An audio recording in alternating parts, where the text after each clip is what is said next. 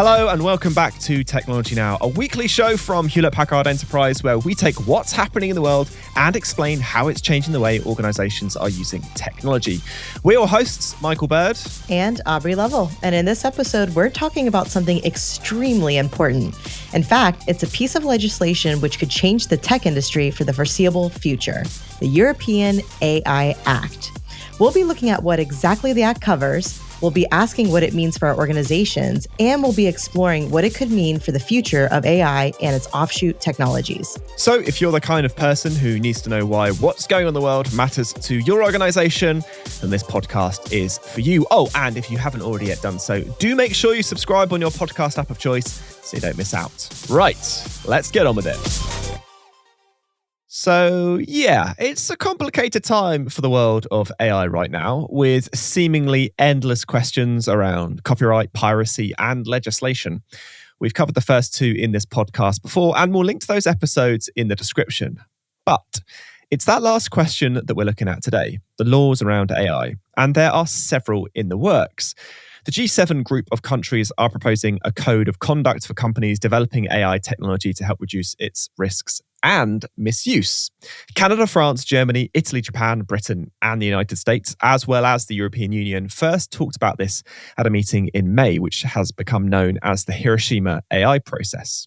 The G7 have put forward an 11-point code which will focus on promoting safe and trustworthy AI practices. A caveat, though, the document isn't currently public and has only been seen by the Reuters news agency, who broke the story, which you'll find linked in the episode notes. The G7 aren't the only group trying to codify AI, though. The EU has its own AI Act, which, to quote the EU, aims to ensure AI systems used in the EU are safe, transparent, traceable, non-discriminatory, and environmentally friendly. AI systems should be overseen by people rather than by automation to prevent harmful outcomes. So, in short, the EU aims to legislate what is and isn't acceptable in the world of AI. That includes banning so-called unacceptable risk AIs, which aim to influence children to dangerous behavior. But there's a whole lot more to it than that. And joining us today to explain is a friend of the podcast, Matt Armstrong-Barnes, Chief Technologist at Hewlett Packard Enterprise. And because this is such a hefty topic, we're going to skip the audience questions for this week and keep right on the topic of the Act. That said, welcome, Matt. Good to be back. All right. So, Matt, give us a little more detail on the European AI Act, basically the who, what, when, where, and why. Yeah, so it is a proposed regulatory framework for artificial intelligence, specifically in the European Union. And there are other countries that are taking a slightly different approach. So what the Act does is adopt a risk-based approach that is built to ensure that AI systems are lawful, they're safe, and they're trustworthy. So broadly, it's attempting to put in place an enforceable governance process across the EU to avoid fragmentation of the legislation and to build a single market view. And it does this to ensure that AI systems are safe and that they respect existing laws, fundamental rights, and values that are in place across the Union. And it tries to achieve this in a way that both facilitates investment and innovation. One thing to bear in mind, the Centre of Innovation, which is a non-profit organisation, has suggested that investment in EU initiatives will drop by an eye-watering 31 billion euros. Wow. I mean, this is a heavily debated number, but it gives you an idea of the worldwide implications of bringing in AI legislation. Wow. So, Matt, why does this matter to non-EU tech companies? I mean, the three of us here, none of us are in the EU, so why should we care about it? So, in a similar way that the European Union brought in GDPR, any company that wants to operate in the EU needs to be compliant. However, there is some complexity because the UK and the US and other countries are not adopting the Act. They're doing their own thing. For example, the UK has taken a pro-innovation approach, which is principles-based. And the Biden administration in the US has issued an executive order around AI safety. But to give you an idea on the timescales, the executive order was only signed on the 30th of October. So AI regulation has become a global initiative. The very first AI summit happened a couple of weeks ago in Bletchley Park. And the summit is looking at key things to ensure that we responsibly scale AI solutions. And a lot of what we need to put in place is practical guidance and best practice. We need to understand how to evaluate models, how we perform consistent reporting, how we look at vulnerabilities, how we make it clear the material that was used to generate the AI, and what non-AI data has been generated, who it was used by, how it was transformed, how long it was used for. There are still lots of questions that are being put in the regulatory space. And at the minute, we are seeing a level of global fragmentation that means that the complexity is becoming exponential because you need to understand the implications of all of the legislation based on where you're building your AI and which countries you're going to deploy it in. So Matt, there's lots of talk right now about banning certain kinds of AI. And I think we mentioned previously around how encouraging dangerous behavior is a big topic right now. So what else is out there in terms of regulating that overall space? So the way the AI Act operates is it does it by categorization. And it basically forms a number of headline categories. So we have unacceptable risk, which are AI systems that are considered to be a threat to people and will be banned. So, for example, cognitive behavioral manipulation of people or specific vulnerable groups. Things like AI scoring or real-time and remote biometric identification systems. The main example of this is facial recognition. It does get complicated because, of course, there are some exceptions, which means you can perform facial recognition if there's a delay, which means that you can use it for prosecution of serious crimes. And some of the things that the member states are still discussing is which types of AI systems will fall into which categories. What they're trying to achieve is AI systems that have negative effects on safety or fundamental rights. So this is the next category down, which is really high risk. And that breaks down into two main areas. Product safety legislation. The biggest example here is autonomous vehicles, and the other one falling into sort of 8 main areas, things like biometrics, critical infrastructure, education, employment, public or private services, around benefits, law enforcement, immigration, asylum, border control. There's quite a broad collection of categories that fall into the high risk area. And as we've talked about, I'm sure we've talked about on the show, generative AI, again, newer technology, the legislation still needs to evolve because today it's mainly around transparency, how data was used, what data was used. And the focus of the Act here is around copyright, putting in guardrails to ensure that AIs don't generate illegal content. And then right at the bottom, we've really got limited risk systems.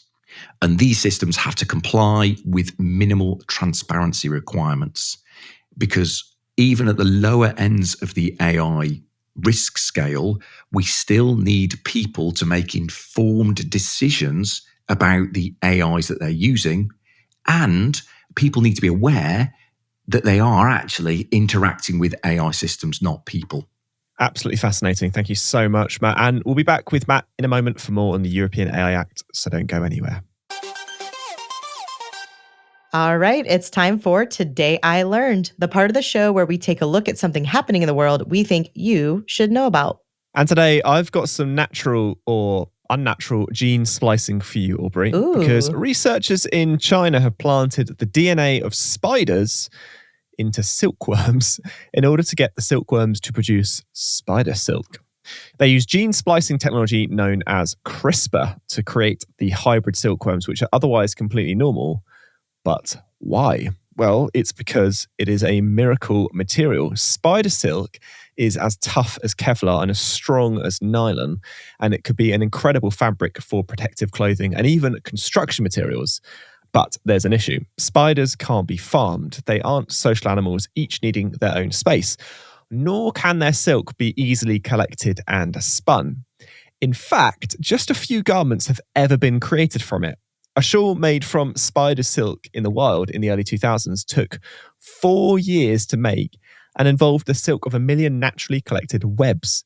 70 people were involved in its manufacture. That's clearly not sustainable. But by adapting the humble silkworm to produce spider silk, suddenly the process can be industrialized and fast. It is still early days for the technology, but as a proof of concept, it is a very, very interesting one. That is very interesting, Michael. Reminds me of a very well-known comic in the universe. Okay, so now we're going to head back to Matt Armstrong-Barnes with a couple more questions on the European AI Act. Matt, why are governments legislating it now? There's just so much buzz, it seems like, going on. As you said, there was the AI conference last week. The G7 are talking about it. The Biden administration is talking about it. The EU AI Act is here. What's happening that means we're legislating for it right now? We have to bear in mind that legislation takes a long time. So the EU AI Act came in force on the 14th of June this year, but it was many, many years in development. You know, the Biden US executive order is like 60 pages. So these things have been worked on for a long period of time. They've been through a number of drafts. They've been through people providing input in there from academic institutions as well as from industry. So it has been something that's been evolving quite rapidly. We have to bear in mind that from a UK perspective, our approach is much more pro-innovation. So we are still very principles-oriented with a view that we shouldn't rush into legislating this space. Just the very definition of what AI is still a hotly debated subject inside the AI Act. So there are philosophers and academics who are still saying that the Act doesn't necessarily capture the essence of what an AI system is. So if we're still having those types of conversations, bringing them in and wrapping complex legislation around them is potentially a multi-year cycle. And the AI Act still is being negotiated by the member states in terms of the different categories. And we're also expecting a grace period from when the Act comes into force, which is expected this year, 2023. So that, the clock is really ticking on this. But there's going to be a grace period before it becomes enforceable.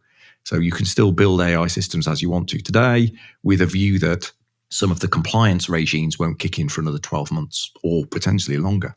So Matt, I'm really curious, what has been the reaction in the industry so far to the Act? What have you seen?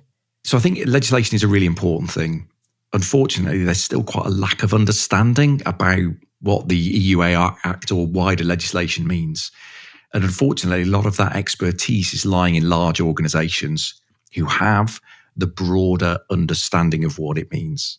If you are existing under existing regulatory scrutiny, then the implications of the Act will be reduced unless you're in the higher risk categories. Because what the Act is trying to do is put in place some proper engineering discipline. So if you're already capable to explain to a regulator how your AI systems are working, they are documented appropriately, and you've got the right governance processes in place, that means that compliance will be significantly easier to demonstrate, because in the EU, they're devolving enforcement of the Act to member states, which means that you will be interacting with your existing regulator, assuming your country enforces the regulator in the way that the AI Act proposes, opposed to building a separate centralized organization. But that does mean there is still a level of immaturity about how the Act is going to be enforced in each of the member states. And the other challenge we have is AI skills are in short enough supply in the industry. So as we start to try and bring them into regulators, they're in even shorter supply. So we've got a particular skills challenge across the AI industry in general. And as we start to bring in complicated enforcement and regulation regimes, understanding how to apply them is going to get more complex. Thank you so much, Matt. It's been great to talk. And you can find more on the topics discussed in today's episode in the show notes. All right. Well, we're getting towards the end of the show, which means it's time for This Week in History, a look at monumental events in the world of business and technology, which has changed our lives. And the clue last week was it's 1996, and this really helped us get down to music. Yeah, it was, of course, the patenting of the humble MP3 this week, all the way back in 1996. Now, there can't be many file formats which have lasted that long or had such a massive impact on the world. The technology created by the Fraunhofer Institute in Germany had been a long time coming. They began looking at digital music compression in the late 1970s and began work on what would become MP3 in 1987 and was awarded a patent in Germany in 1989, though the technology didn't work on consumer devices until 1994. But it was in 96 that the technology would reach the US and quickly attain world acceptance as a digital standard. The patents eventually expired in 2017, making the MP3 a free technology for all to use. And whilst others have come and gone, it's still pretty much seen as a standard digital audio format. And next week, the clue is it's 1993. Endeavor to hold on to your telescope. Do you know what it is? Well, keep it to yourself. And that brings us to the end of Technology Now for this week. A huge thank you to our guest, Matt Armstrong-Barnes. Matt, thank you for joining us. And of course, to our listeners, thank you all so much for joining us as well. Technology Now is hosted by Michael Bird and myself, Aubrey Lovell. This episode was produced by Sam Data-Paulin and Al Booth, with production support from Harry Morton, Zoe Anderson, Alicia Kempson, Allison Paisley, Alyssa Mitri, Camilla Patel, Alex Podmore, and Chloe Sewell. Our social editorial team is Rebecca Wissinger, Judy Ann Goldman, Katie Guarino, and our social media designers are Alejandra Garcia, Carlos Alberto Suarez, and Ambar Maldonado. Technology Now is a Lower Street production for Hewlett Packard Enterprise, and we'll see you next week. Bye.